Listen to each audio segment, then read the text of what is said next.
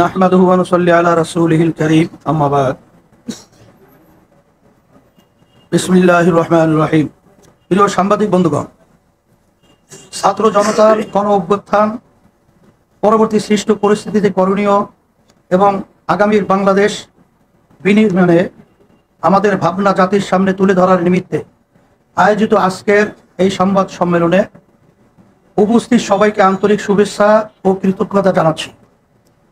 প্রিয় সাংবাদিক বন্ধুগণ, জাতির এই মহান অর্জনের যারা জীবন দিয়েছেন, যারা রক্ত দিয়েছেন এবং আহত হয়েছেন, তাদের সবার প্রতি শ্রদ্ধা ও কৃতজ্ঞতা জানাচ্ছি। আন্দোলনের বিভিন্ন পর্যায়ে যারা অংশ নিয়েছেন তাদের প্রতিও শ্রদ্ধা জানাচ্ছি। শোকাহত পরিবারের প্রতি সমবেদনা ও আহতদের পাশে দাঁড়ানোর সাধ্য অনুযায়ী চেষ্টা চালিয়ে যাচ্ছি।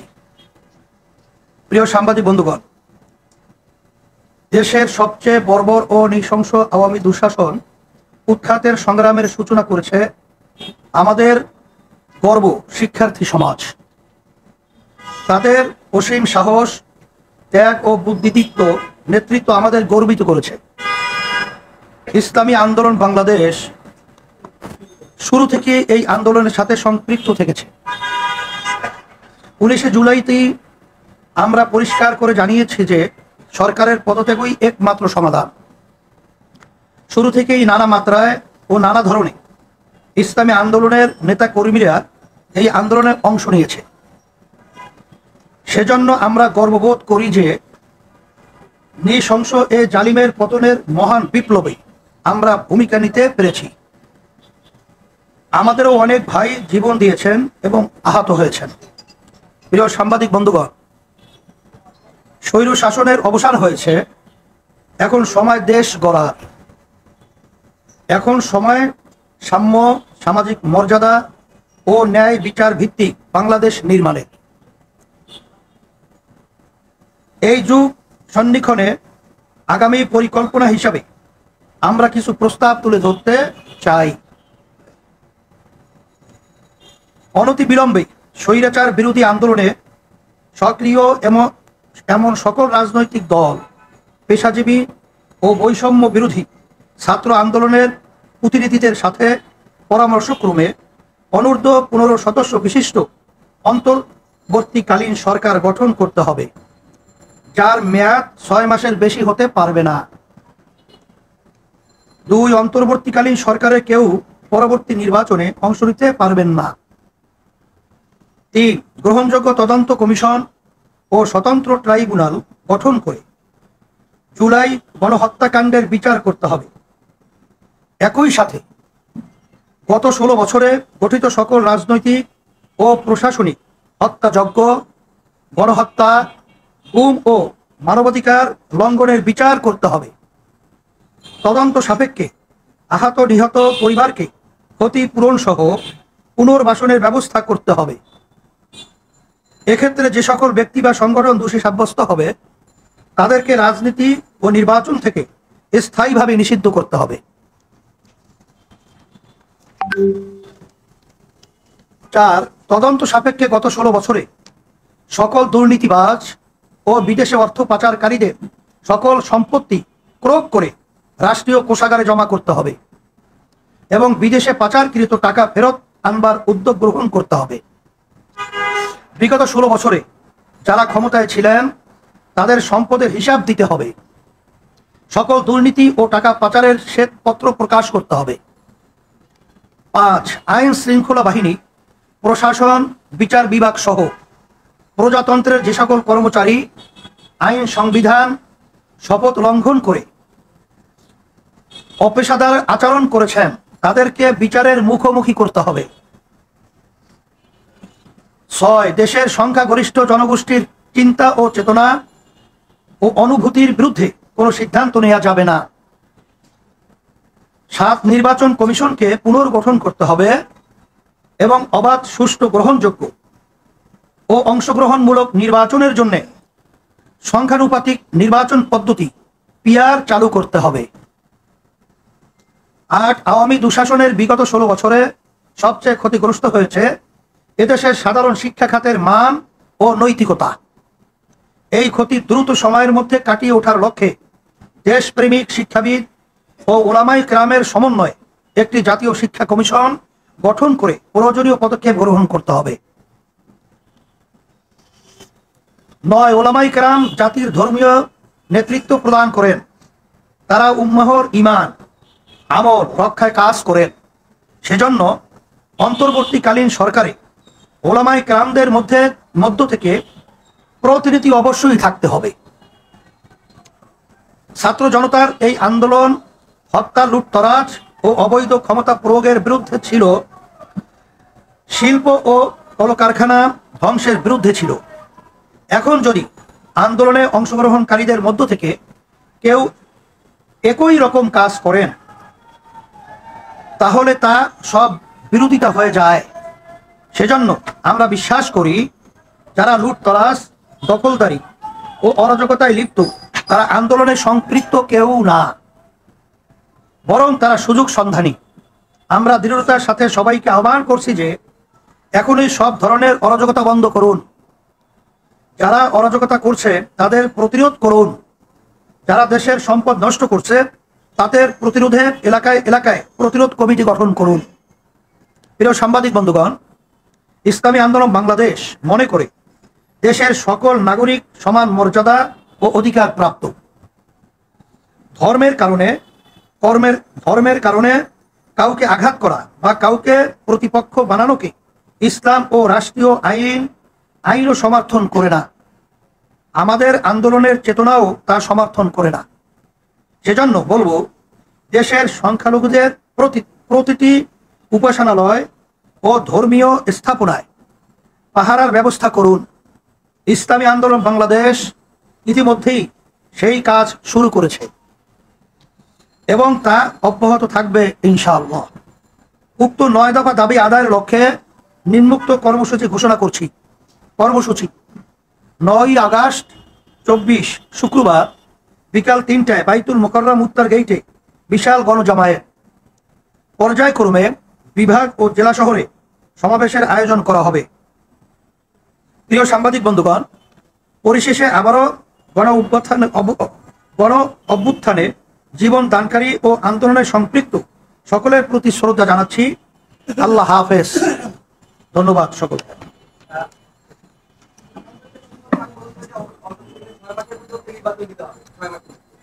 আপনারা যারা আন্দোলন ছিলেন আগে, এই আন্দোলন ছিলেন সবাই সহমনা হিসাবেই আপনারা ছিলেন, আপনারা সবাই একই দাবি আন্দোলন করেছেন। এখন যেটা সংকট তৈরি হয়েছে, হয়েছে কিন্তু এই 6 মাসের মধ্যে নির্বাচন চান বাংলাদেশের একটি বড় দল হচ্ছে বিএনপি এবং আপনারাও আছেন। সেই জায়গাটা আপনাদের প্রতিপক্ষ কারা? আপনারা কিন্তু একই প্ল্যাটফর্মে সেই জায়গা থেকে বেশ কিছু দলগুলো আছে বা শরিক দলগুলো আছে, তারা আসলে এই অল্প সময়ের মধ্যে নির্বাচনে যাওয়ার জন্য প্রস্তুত কিনা, বা সেটাও তাদের বৈষম্য করা হচ্ছে কিনা। কারণ ছোট যে দলগুলো তারাও কিন্তু আপনাদের সাথে আন্দোলন করেছে, এত অল্প সময়ে এই ছোট দলগুলো রাজনৈতিক দলগুলো খুশিয়ে আসতে পারবে কিনা একটি নির্বাচন সমাজ দেওয়ার জন্য।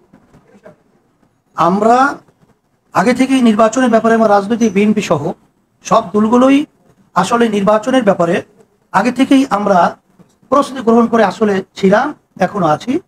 6 মাসের মধ্যেই আমরা আলহামদুলিল্লাহ আশা করি সুন্দরভাবে আমরা নির্বাচনে অংশগ্রহণ করতে পারবো।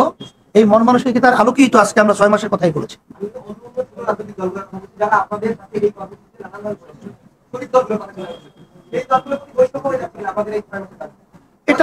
এটা তো এখন বলা যায় না। বিএনপি তো অলরেডি 3 মাসের কথা বলছে। আমরা তো 6 মাসে আমরা প্রস্তুতি আছে বিধাই তবে বলছি।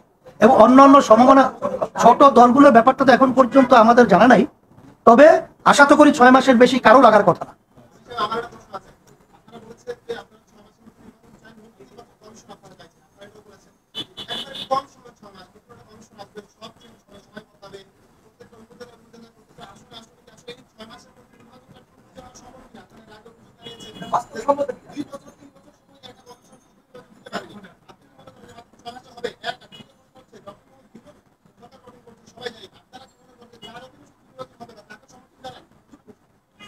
আমরা নির্বাচন কমিশন সহ যে কথাগুলো এখানে বলছি, 6 মাসের ভিতরে এগুলো সব সম্ভব বিধায় আমরা এই কথাটাই বলছি।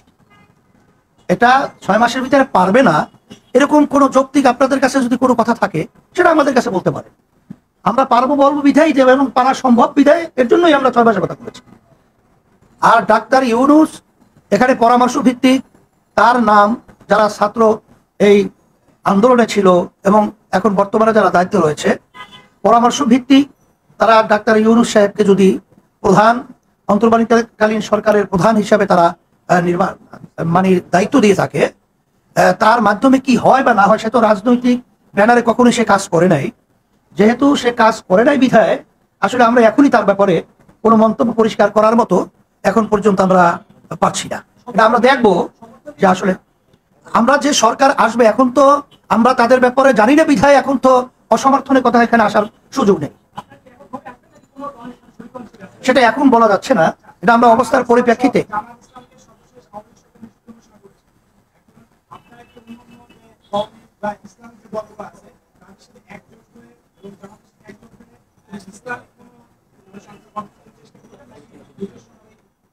আমরা ইসলামী সমমনা দলগুলোর ব্যাপারে আগেই আমরা বলেছিলাম যে আমরা চেষ্টা করব একাত্রিত হয়ে ইসলামের পক্ষে বাক্স দেওয়া নির্বাচনে।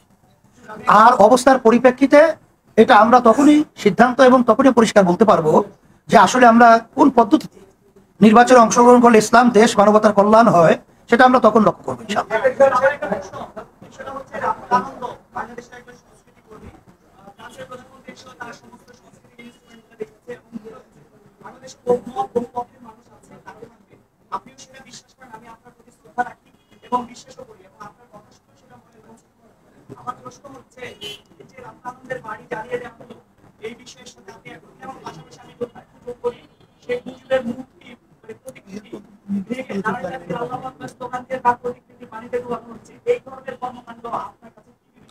শোনেন, আমরা প্রথম দিনই যখন নাকি আওয়ামী সরকার যখন নাকি পতন হলো, তখনই কিন্তু দেশবাসীর উদ্দেশ্যে আমাদের একটা কথা সকলের প্রতি গিয়েছিল। আপনারা দেখছেন কিনা, নজর আসছে কিনা তা জানি না।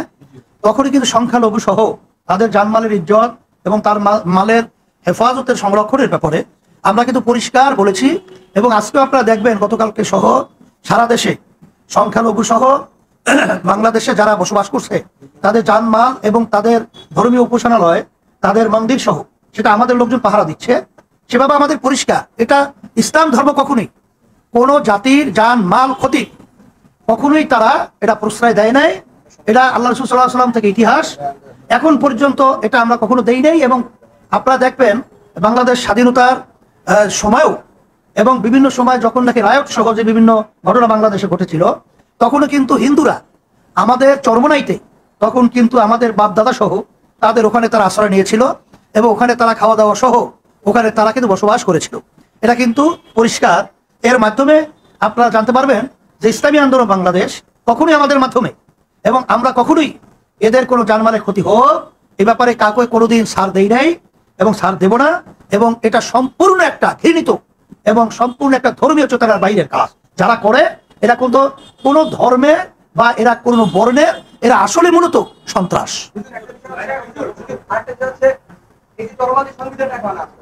আপনারা বলছেন যে স্বৈর শাসনের একটা অবসান হয়েছে, চলমান সংবিধানে কিন্তু এই পুরো ভূত কিন্তু আবার ফিরে আসার কি আছে, সেই জায়গা থেকে আপনারা সংবিধান পরিবর্তন নিয়ে আমাদের আলোচনা হয়েছে।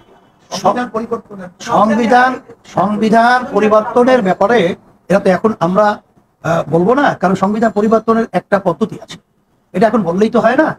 এটা যখন নির্বাচন হবে, আমরা তো অচিরেই নির্বাচনের ব্যাপারে অবশ্যই সেটা সকল দেখবে যে সংবিধানের ভেতরে যেগুলো জনগণের কল্যাণ, দেশের কল্যাণ বয়ে আসে না এবং ধর্মীয় বিভিন্ন সেন্টিমিটার যখন আঘাত করবে এ ব্যাপারে আমরা সেটা দেখবো। সংবিধানে কোন কোন ধারা পরিবর্তন করতে হয় সেটা তখন আমরা বলবো ইনশাআল্লাহ।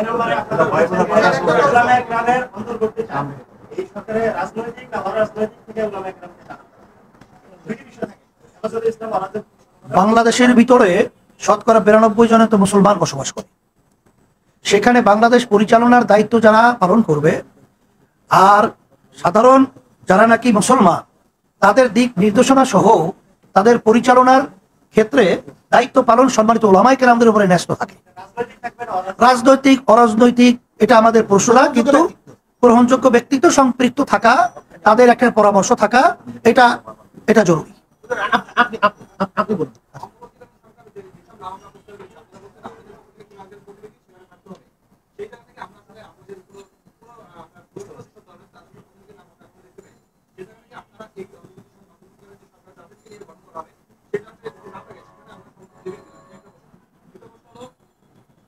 যেহেতু চলমান যে প্রজেক্ট চলছে, শিক্ষার্থীরা এখন সড়কে ট্রাফিক সিগন্যাল মেনটেন করছে, আপনাদের শিক্ষার্থীদের আমরা দেখেছি রাস্তায়।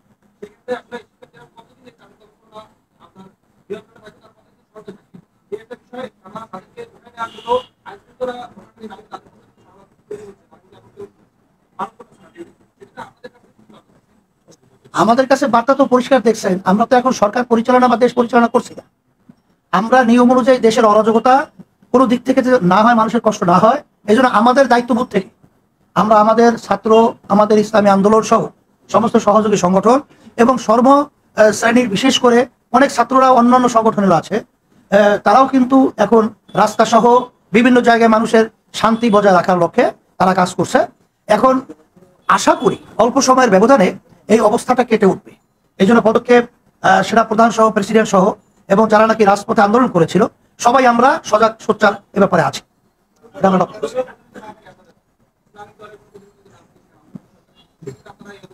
আমরা দাবি করব, কিন্তু আমরা যদি ওখানে না থাকে, সেটা আমরা পর্যালোচনা আলোচনা করার পরে দেখব, যদি আমাদের ইসলাম এবং দেশ মানবতার লক্ষ্যে কোনো ক্ষতি হয়, এরকম কোনো যদি অবস্থা অন্তর্বর্তীকালীন সরকারের ভিতরে আমরা লক্ষ্য করি, তখন আমরা কথা বলবো।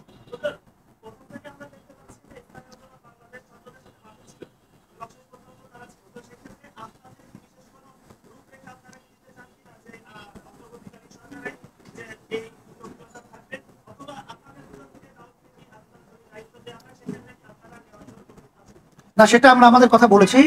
আজকে আমাদের আপনাদের মাধ্যমে যে কথাগুলো বলেছি, তার ভিতরে কিন্তু কথাগুলো এসে গেছে। তারপরেও আমরা আমাদের রূপরেখা, সেটা পিয়ার যে পদ্ধতিটা আমরা বলেছি, পিয়ার পদ্ধতিটা আসলে সব এই ঝামেলার মূলত সমাধানের একটা সুন্দর পদ্ধতি। এটা আমরা বারবার বলে আসছি, এখনো বলছি, এবং আমাদের প্রস্তাব তো ধারাবাহিকতায় থাকবে। এটা আমরা যেহেতু রাজনৈতিক সচেতন, এই দেশের কল্যাণের জন্য কাজ করছি, সেই হিসাবে যখনই যে সুবিধা অসুবিধা আসবে, এটা আমরা লক্ষ্য রেখেই আমরা আমাদের নিয়ম অনুযায়ী আমরা কথা বলবো। আমাদের কাছে চাইলে আমরা অবশ্যই করব। না, সেটা আমাদের দায়িত্ব থেকে আমরা বলছি যে এখানে অন্তর্বর্তীকালীন সরকারের রূপরেখাটা কেমন হবে এবং কি কি থাকা দরকার, এটা তো ইঙ্গিত এর ভিতরে আমরা এই কথার ভিতরে নিয়ে আসছি। নামের ব্যাপারে তো পরিষ্কার করা লাগে না। সমন্বয়কদের সাথে কথা হয়েছে, তাদের সাথে কথা হয়েছে। আমরা কিন্তু বঙ্গভবনে প্রেসিডেন্টের ওখানে আমাদের কথা বলে আসছি। দীর্ঘদিন আওয়ামী লীগ ক্ষমতায় ছিল, আওয়ামী লীগের একটা ভোট ব্যাংক কিন্তু বাংলাদেশে আছে। সামনে যে নির্বাচন হতে যাচ্ছে কিংবা এই যে গঠন হচ্ছে, অন্তর্বর্তীকালীন সরকার গঠন হচ্ছে, এখানে আওয়ামী লীগের কোনো প্রতিনিধি নেই। তার মানে কি আমরা আগে থেকে যদি একতরফাভাবে আওয়ামী লীগ দেশ শাসন করেছে, এখন কি আবার একতরফাভাবে বিএনপি বা জামায়াত বা ইসলামী আন্দোলন দেশ শাসন করবে কিনা? আপনারা কি মনে করেন আওয়ামী লীগকে রাখা জরুরি কিনা? এখানে আমরা একটা কথা বলছি, যারা নাকি দুর্নীতিবাজ, যারা নাকি অশান্তি এবং হত্যাযজ্ঞের সাথে জড়িত, এই ধরনের রাজনীতি করারই তাদের অধিকার নাই, সে আওয়ামী লীগই হোক বা অন্য কোনো দলেরই হোক। এটা আমরা নৈতিক কথা কিন্তু আজকে আপনাদের মাধ্যমে আমরা এই কথাটা কিন্তু জাতির সামনে সর্বত্র আমাদের অবস্থানটা পরিষ্কার করেছি। এখানে আওয়ামী লীগ বর্তমানে যে তাদের কার্যক্রমগুলো এবং এই 16 বছরের তাদের কার্যক্রমগুলো দেশ বিদেশে সর্বত্র আন্তর্জাতিকভাবে তাদের ব্যাপারে কি কথাগুলো এসেছে, এটা আপনাদের সামনে পরিষ্কার। যদি দুর্নীতিবাজ হয় এবং তারা যদি দেশের অকল্যাণের কাজ তারা করে থাকে, অনিয়ম করে থাকে, হত্যাযজ্ঞ সহ মানুষের অশান্তি তৈরি করে থাকে, সেটা আলোচনার ভিত্তিতে সেটা দেখা যাবে যে আসলে আওয়ামী লীগ বলেন বা বিএনপি বলেন বা অন্য আদার্স কোনো দল বলেন, তারা আসলে নির্বাচনে আসার আসলে উপযুক্ত কিনা। আমরা কিন্তু এখানে সাধারণভাবে তারা নির্বাচনে আসবে, তারা নির্বাচন করার যৌক্তিক দাবি রাখে এবং কাদের মাধ্যমে দেশ পরিচালনা হওয়া উচিত, সেটা কিন্তু আমরা কথা বলেছি আমাদের আছে বক্তব্যের মাধ্যমে। এখানে আমি একটা কথা বলতে চাই, দেখেন এই দুর্নীতি, দুঃশাসন, হত্যার বিরুদ্ধে আমাদের আন্দোলন ছিল, কিন্তু এই 2-3 দিনের মধ্যে আমরা কি দেখেছি? 2-1 দিনের মধ্যে আবারও সেই দখলদারি, আবারও সেই দখলদারি, আবারও সেই চাঁদাবাজি, এগুলো শুরু হয়ে গেছে। আমরা চাই না দেশের দখলদারির কোনো দেশ, আমরা চাই না চাঁদাবাজির কোনো দেশ, চাই না।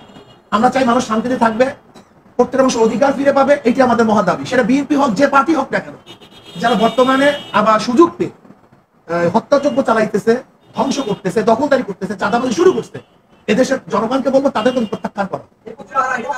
যারা আপনারা দেখবেন, সাংবাদিকরা দেখবেন, খতিয়ে দেখবেন, এটা আমরা বলছি তো, এরা কোনো দলের না, এটা চিহ্নিত মহল, এরা এরা সবাই পরিচিত মহল। দুষ্কৃতিকারী। চিহ্নিত মহল পরিষ্কার।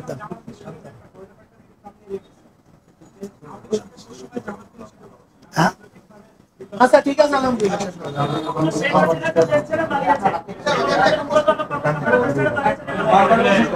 এটা আমরা এখানে বলছি তো, তাদেরকে বিভিন্ন পর্যায়ে সব আইনের আওতায় নিয়ে এসে ব্যবস্থা করার জন্য এখানে আমরা এই কথাটা বলছি।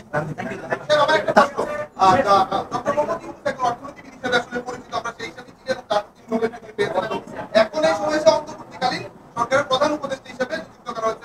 অর্থনীতিবিদ একজন, তার অর্থনৈতিক ভাবনা ইসলামী আন্দোলন কিভাবে দেখে, এবং সেই দায়িত্বের জায়গা থেকে যখন তিনি একটি রাষ্ট্রের অন্তর্বর্তীকালীন সময়ের প্রধান উপদেষ্টা হচ্ছে, সেই সময় তার ব্যক্তির ভাবনা, রাষ্ট্রের উপর ভাবনা, সেটিকে ইসলামী আন্দোলন এটা আমরা পরিষ্কারভাবে বলেছি যে তার ব্যাপারে রাজনৈতিক মাঠে কার্যক্রম এখনো আমাদের কাছে স্বচ্ছ না।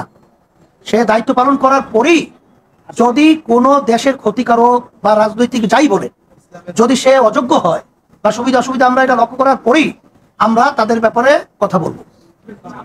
সবাই ধন্যবাদ, আলহামদুলিল্লাহ। সবাই বাস, আলহামদুলিল্লাহ, সবাই ধন্যবাদ। এখন আর কোনো হয় না, লাগে না, আর কোনো প্রয়োজন হয় না, কথা মনে হয় সবই এসে গেছে। আপনাদের সকলকে ধন্যবাদ। আল্লাহ রাব্বুল আলামিন সবাইকে ভালো রাখুন।